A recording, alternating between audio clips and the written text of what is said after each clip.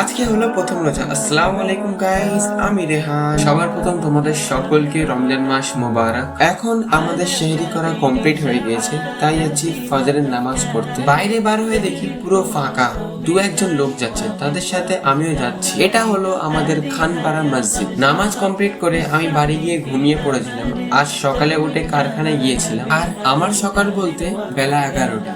লজ্জা লাগা দরকার। তারপর বিকেল হতে আমি গিয়েছিলাম আসরের নামাজ আদায় করতে। আসরের নামাজ কমপ্লিট করে বার হয়ে পড়লাম বাড়ির উদ্দেশ্যে, কিন্তু তখনই জিসান আমাকে ফোন করে বললো বাইরে আয়, একবার বটতলায় যাওয়ার আছে। তারপর আমি আর জিসান বার হয়ে পড়লাম বটতলায় যাওয়ার উদ্দেশ্যে। এটা হচ্ছে আমাদের সফিকারওয়ালা বাজার। যেহেতু আজকে প্রথম রোজা, তাই একটু ভিড় বেশি আছে। তারপর আমি আর জিসান গল্প করতে করতে চলে এলাম বটতলায়। এই দোকানটায় কিছু দেওয়ার ছিল, কিছু নেওয়ার ছিল।